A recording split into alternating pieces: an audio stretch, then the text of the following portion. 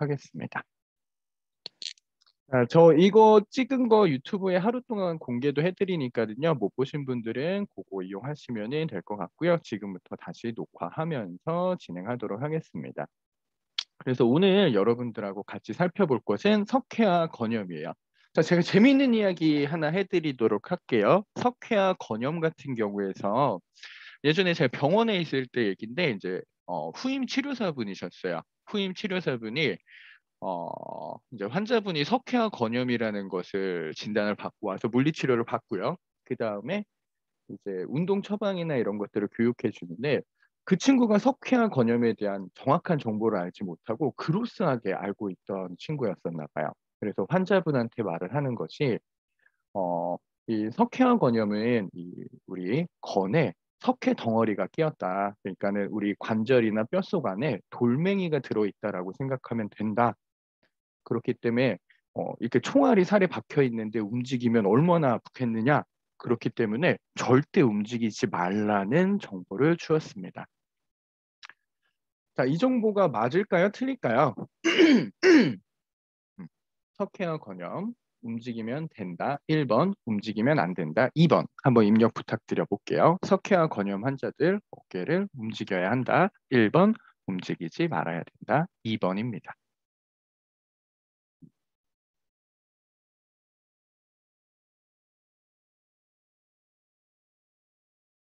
그렇죠. 1번, 2번 이렇게 나왔네요. 채팅창에. 자, 우리 보면은 석회화 건염은 움직여야 됩니다.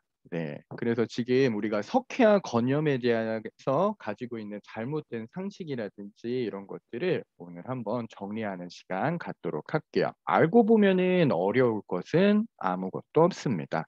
자, 이것은 대한견주관절학회라고 해서 의사 선생님들이 이 칼시피케이션 텐디노패시, 즉 석회화 건염에 대해서 정의를 정확히 내려놓은 그 논문 자료를 레퍼런스로 하고 있기 때문에 여러분들이 이 내용은 어디 가서든지 이야기해도 거의 틀릴 확률이 없는 자료라고 생각하시면 될 것 같아요.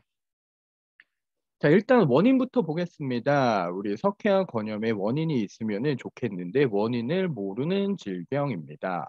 그렇기 때문에 원인을 해결해 줄 수가 없습니다. 즉, 대증요법을 적용해야 된다라는 게 첫 번째 기억하셔야 될 내용입니다. 대증요법이라는 것은 병의 원인을 치료하는 것이 아니라 병의 결과를 줄이는 것이죠. 이렇게 정리를 해 두셔야지 되고요. 그래서 증상과 결과, 그러니까는 원인을 잘 모르기 때문에 원인에 대한 직접적 치료가 아니라 나타나는 증상, 즉 통증 같은 것을 치료를 할 수밖에 없는 거고요. 건에 생긴 손상입니다. 그래서 우리 석회화 건염은 어깨에 많이 생겨서 어깨에 많이 생기는 질환으로 알고 계신데요. 사실은 어깨뿐만 아니라 우리 몸 전체적으로 다 발생됩니다. 아킬레스 건에도 석회화 건염이 발생되고요. 우리 중둔근에도 석회화 건염이 발생됩니다. 심지어 우리 승모근, 어퍼 트라페지우스, 미들 트라페지우스에 있는 건에도 발생이 돼요. 그래서 우리 몸, 멀티피더스 같은 데도 발생이 됩니다. 그래서 몸 전체에 다 발생될 수 있는 것이다 라고 정리해 두시는 게 좋고요. 원인으로 짓는 여러 가지 원인들 중에서 탄소의 부족과 지속적인 압박, 이것이 원인이 되지 않을까라고 예측하는 질환입니다.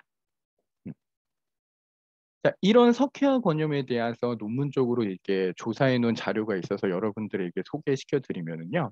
그러니까 사무실에서 일을 하시는 분들 중에서는 한 2.7% 정도가 가지고 있다라고 하고요. 아무런 또 어깨가 아프지 않아요라는 사람들을 무작위로 찍어본 실험들, 요거 재밌는데요. 그 중에 한 7%에서 많은 실험은 20%까지 석회화 건염이 존재하고 있었다고 합니다. 이런 거 재밌죠? 그러니까는 아무 증상이 없는데 데려다 놓고 막 찍었어요. 1000명, 2000명을. 그러니까 그 중에 한 400명은 석회화 건염이 들어있는데도 아픈 줄 모르더라라는 거죠. 자, 어깨가 아프신 분들 중에서도 우리가 보면은 한 6% 정도를 차지하는 질환이고요. 또 우리가 이 어깨 주변에서 보는 것 중에서 극상근, 슈프라스피나토스에서 51% 정도, 그러니까 가장 많이 발생되는 게 극상근이다라고 보시면 될 것 같고요. 여성이 남성보다는 더 많이 발생되는 질환이더라라고 정리해 두시면 될 것 같습니다. 다음으로 넘어가서 우리 보시게 되시면은 이제는 조금 더 구체적으로 알아두셔야 될 내용들을 제가 전달을 해 드릴 건데요. 이건 프랑스에서 이제 분류를 한 거예요. 그래서 분류를 해서 타입 A, B, C, D 해서 석회화 권염에 대해서 분류를 했는데 사실 우리 운동을 교육하는 사람 입장에서는 그렇게 중요한 정보는 아닙니다. 그 대신에 요거 하나만 딱 기억해 두시면 좋을 것 같은데요. 핵심 포인트는 경계가 분명한 어떤 칼시피케이션, 석회화하고요. 경계가 분명하지 않은 칼시피케이션 요 두 가지는 구분할 줄 아셔야 돼요. 요거 핵심입니다. 좀 오늘 강의에서 요거는 기억해 두시면 좋은 게 엑스레이를 촬영하였을 때 경계가 분명했는지 아니면 경계가 없었는지 그러니까 뭔가 스모그처럼 요렇게 돼 있었는지 요렇게 두 가지를 구분을 하는데요. 경계가 분명하면은 보다 딱딱하다라는 뜻이고요. 이런 경우에 수술을 생각을 합니다. 계속 아프면. 근데 경계가 명확하지 않은 경우에서는 웬만하면 수술하는 경우는 없습니다. 네. 조금 이따 설명을 더 들어보시면은 이해가 되실 텐데요. 우리 석회화 권염을 바라볼 때는 두 가지 개념의 통증을 꼭 이해해 두셔야 되는데 하나는 기계적 통증이고요. 하나는 화학적 통증입니다. 대부분 석회화 권염에 대해서 생각을 하게 되면은 이미지를 기계적 통증으로 기억하시는 분들 굉장히 많으시거든요. 근데 석회화 권염은 대표적인 화학적 통증입니다. 즉 우리 돌멩이가 끼어서 아픈 것이 아니라 그 돌멩이가 녹으면서 발생되는 화학 물질로 인해 아픈 거예요. 이것만 아시면 운동을 가르치는 데 있어서 굉장히 큰 가이드가 되실 것입니다. 그래서 아까 말했던 그 물리치료사 후배는 되게 좀 멍청한 짓을 하고 있었던 거죠. 기계적 통증은 아닌데 실제로 우리 건에 발생된다고 하는데 건은 생각보다 우리가 생각하는 이미지보다 굉장히 딱딱합니다. 그래서 실제로 돌덩이처럼 굳어 있어도 대부분 그 자체가 통증을 유발하는 경우는 거의 없고요. 오히려 그렇게 돌멩이나 이런 것들이 끼이면서 관절 전체에 압력이 올라간 것으로 생기는 통증이 더 크다고 해요. 그렇기 때문에 오늘 석회화 권염에 대해서 들으실 때 기계적 통증의 관점이 아닌 화학적 통증으로 정리해 두시기 부탁드릴게요. 자, 그런데 이 화학적 통증이라는 것을 다시 본다라면은 되게 놀라운 것을 볼 수 있는데요. 결국은 이 화학적 통증이라는 것은 나아가는 과정이라는 것입니다. 자, 여기 하나의 사이클로 우리 칼스피 텐디노패시에 대해서 정리를 해놓은 그래프가 있는데요. 자, 이 그래프 정리 딱 해드릴게요. 자, 이쪽에서 여러분들 보시게 되시면은 여기는 석회화 전 단계입니다. 이때는 통증을 느끼지 못합니다. 이유는 간세포라고 해요. 간세포는 우리 그러니까는 뭔가 이 건이 손상을 받게 되면은 그곳이 회복되기 위해서 생긴 줄기세포 같은 것 요렇게 생각하시면 되거든요. 이 간세포가 생겼는데 이게 완전한 건세포로 바로 가지 않고 그냥 연골세포처럼 비스무리하게 좀 잘못 발화되는 거예요. 잘못 발화된 것들이 이제 그곳에 인제 좀 이렇게 설쾌화, 칼시피케이션이 되거든요. 근데 이 단계에선 아픈 줄을 모릅니다. 그래서 요렇게 첫 번째 석회화 전 단계 그리고 석회화 단계 중에서도 첫 번째 형성기까지도 잘 아프지 모른다고 합니다. 그러니까 실제로 통증을 못 느끼는 거죠. 그래서 형성기와 휴지기 이런 것들을 이렇게 차근차근 반복을 하다가 이제 어느 시점이 돼서 흡수기 그러니까 이제 이런 거 왜 생겼지? 이런 거 생기면 안 되잖아라고 생각하면서 다시 건강한 상태로 되돌리려고 할 때가 제일 아픈 거예요. 그래서 이때의 강도를 잘 살펴보게 되면은 석회화 단계 초기가 되면은 어느 정도로 실제 느낌이 나냐면은 여기서 표현한 것처럼 분필가루 같아요. 그러니까 석회화 권염이에요라고 왔을 때 그 석회가 진짜 돌덩이처럼 딱딱한 것이 아니고요. 분필가루 같습니다. 그러다가 더 형성이 많이 되면은 그다음 느낌은 바로 치약 같은 느낌이에요. 예. 그러니까 우리가 석회화 권염이라고 해서 석회화 소견을 보인다 그래서 바로 돌덩이나 이런 경우는 극히 드뭅니다. 네, 그래서 마지막에 이제 이런 석회에서 치약처럼 됐다가 이제 흡수돼서 사라지는 경우가 대부분이고요. 완전히 돌덩이처럼 되면 경계가 명확해지면서 뭔가 정말 못 참을 정도로 통증이 발생되면은 그때 수술을 생각하게 되는 것이죠.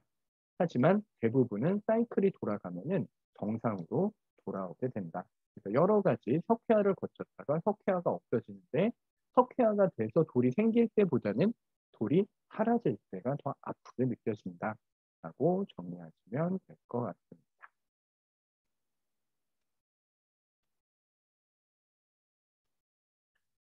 자, 그러면은 임상소견은 아까 말씀드렸던 것처럼 우리 임상에서 보는 것에서 주증상은 통증으로 판단을 합니다. 그리고 두 번째 검사는 엑스레이로 검사를 합니다.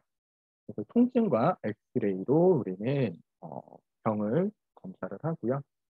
자, 이런 통증과 뭐죠?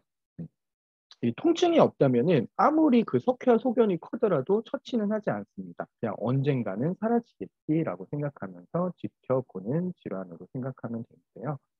대부분 좀 이제 처치들을 생각하는 거는 이제 밤에 너무 아프다라고 생각하는 경우, 그러니까 잠을 못 잔다라고 하면은 조금 처치를 생각을 해요.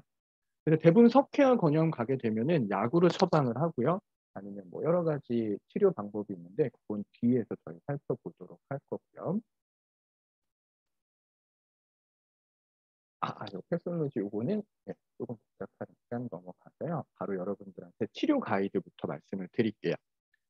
자, 어쨌든 저희들에게 중요한 거는 이런 석회화 건염 환자가 오게 된다라면은 과연 우리 이제 제도권 닥터들은 어떻게 케어를 할까라는 것을 알고 있어야지 거기에 맞춤으로 운동이 진행이 될 것입니다. 자, 그러면은 첫 번째는 그냥 대증요법이라 그랬잖아요. 통증을 어떻게 하면 줄여줄까로 치료의 방향을 접근을 하는데요. 이때 통증을 줄여주는 방법 중에서 뭐 진통제, 메디케이션이 있는가 하면은 관절 내의 압박을 줄여주기 위해서 트랙션, 관절 사이의 공간을 넓혀주는 방법도 생각을 합니다. 자, 다음으로 보시게 되면은 체외 충격파를 쓰게 되는데 요건 의사 선생님들도 좀 의견이 분분합니다. 효과가 있다, 없다. 일반적인 체외 충격파는 요즘 최근에 나온 것들을 뭐 논문을 리뷰해 본 결과는 좀 효과가 그렇게 기대치에는 못 미친다고 생각하시면 되고요. 어깨에 직접 바늘로 뚫어 가지고 그 속안을 이제 세척하는 방법이 있습니다. 그래서 뭐 해결되지 치약 정도 스테이지에서는 굉장히 좋은 방법이 되고요. 이것도 안 되면 이제 관절경으로 수술을 하거나 개방 수술을 하는데 요렇게 수술하는 것이 또 그렇게 막 탁월한 효과를 보는 것도 아니다라고 나올 것 같습니다. 자, 그러면 우리는 이제 운동을 시키는 데 있어서 우리가 대증요법과 원인요법 쪽으로 두 가지로 나눠서 정리를 해서 접근을 해줄 수가 있겠죠. 환자분이 왔는데 석회화 건염이 있대요. 그래서 지금 충격파를 하고 있고요. 수술은 권유받지 않았어요. 라고 하면은 저희는 이제 딱 요렇게 접근할 수 있어요. 그러니까 접근할 수 있는 거 첫 번째, 화학적 통증이라 그랬잖아요. 요거를 감소시키기 위한 순환 증진을 생각을 하는 거죠. 순환을 증진시킨다라는 것은 결국에는 우리 심박동이 빨라지고 혈액순환이 많아지는 걸 생각하시면 돼요.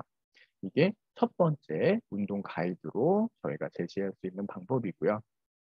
두 번째는 통증이 있거나 압력이 올라가면은 이 ROM, 관절이 움직이는 범위가 줄어듭니다.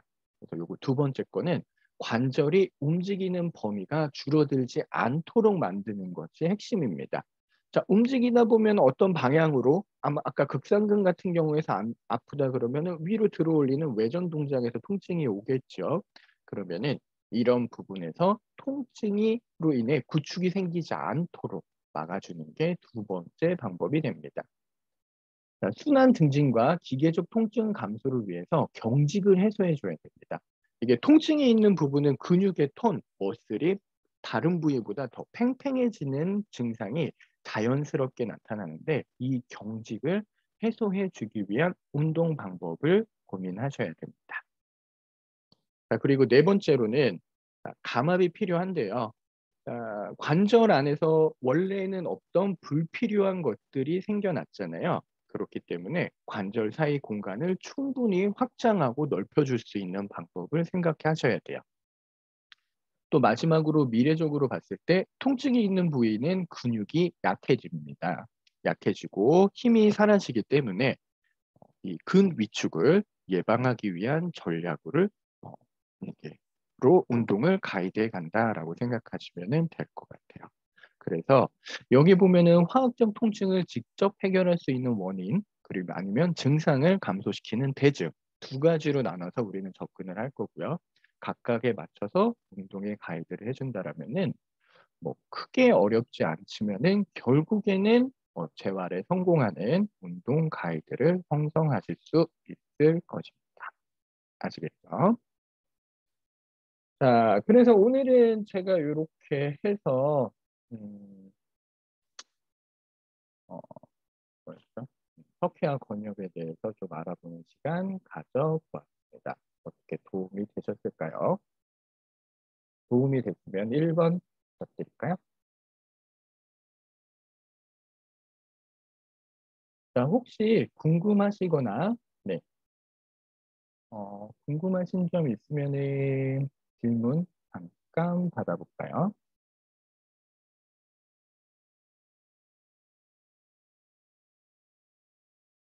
이게 중이 다 좋은데요. 최대 단점은 이렇게 소통이 어렵습니다.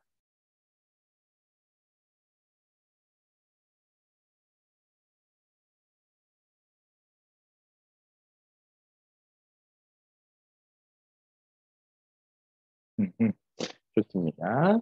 자, 그러면은 오늘도 저희 이렇게 강의 잠깐 준비했었고요. 여러분들 석회화 건염에 대해서 오늘 내용 정리하셔서 회원님들에게 즐겁고 재미있는 수업하시기 바라겠습니다. 다음 강의는요. 이거 죄송한데 제가 스케줄이 될 때 진행을 합니다. 예. 이게 최대한 많이 하려고 하는데 네. 그래서 다음번은 저희가 이제 이 단톡에다가 제가 이렇게 공유해드리고요. 혹시 못 보신 분들은 제가 제 유튜브에다가 이 영상을 하루 정도 올려놓으니까는 또 보시면 될 것 같아요. 그래서 꾸준히 이 질환에 대해서는 좀 제대로 알고 합니다. 네, 감사하고요.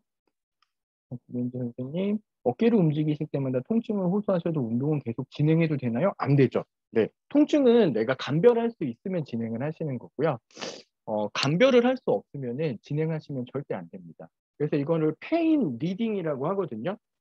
제가 나중에 페인 리딩에 대해서 강의 한번 준비할게요. 통증 중에서도 움직여도 되는 통증이 있고요. 움직이면 안 되는 통증이 있습니다. 네. 석회화 권염으로 음, 대부분 석회화 권염일 때는 움직여도 됩니다. 네. 석회화 권염일 때는 이렇게 부드럽게 범위 안에서는 움직임을 만들어주는 건데요. 달팽이집 짓는 걸 생각하시면 되세요. 점점 작은 원에서 통증이 없는 곳에서 움직이는 것으로 점점 커지는 쪽으로 가기는 하는데요. 석회화 권염 이제 지금처럼 있으신 분들 되게 좀 그러면 막 아프다 그러면 이미지나 이런 것들 되게 그리기 어렵잖아요. 겁난단 말이죠. 강사도. 이게 뭐지? 이러다 잘못되는 거 아니야? 안에서 석회가 뭐 조직을 찢는 거 아니야? 근데 그런 일들은 거의 없으세요. 거의 없는데 오히려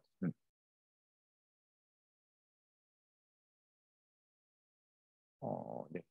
오히려 이런 아까 답변을 드리면은 움직여 주는 것이 회복에는 훨씬 더 많이 도움이 되세요. 근데 이제 전범이라고 했을 때 저랑 ROM을 어느 정도로 쓰실지가 궁금한데 그 엔드 레인지는 피해 주시면서 미드 레인지에서 조금 더 작은 레인지에서 운동을 하는 것도 충분히 효과가 있습니다. 거기서부터 시작하시면 되시고요. 석회화로 통증이 있을 때는 중력을 가볍게 하는 것이 가볍게 횟수를 많이 하는 것이 좋을 것 같은데 맞는지 기본적으로는